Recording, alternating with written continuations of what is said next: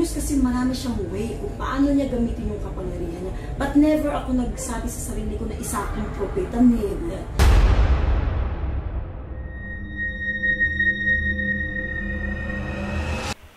Hello po mga ka-PTV, sa video na ito ay tatalakayin natin ang maiitim na pangitain bago sumapit ang Pasko ngayong taon.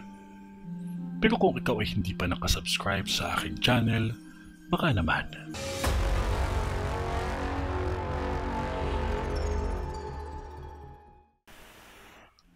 Mag-ingat lahat kayo dahil sa vision ko may nakikita akong mga tao na basta na lang nagsipasok sa mga bahay na walang pakundangan.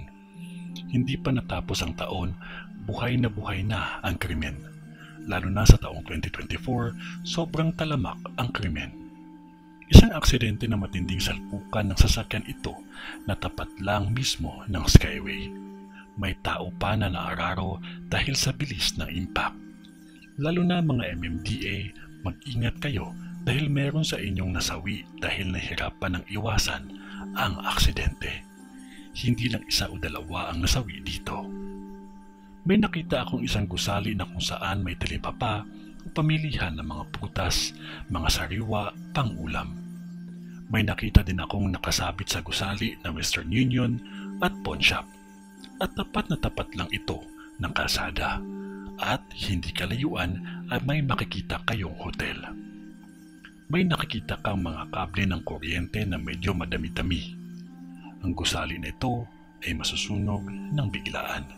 At kung hindi ito agad maagapan, sunog pati tapat ng gusali ay madadamay. Sa tapat ng gusali na ito, may nakikita akong kulay green. Isang lugar din na hindi kalayuan sa school at dental clinic ang nakikita ko na masusunog. At mag-ingat din dahil may nakikita akong insidente na kung saan may pumutok na baril ang aking nadinig.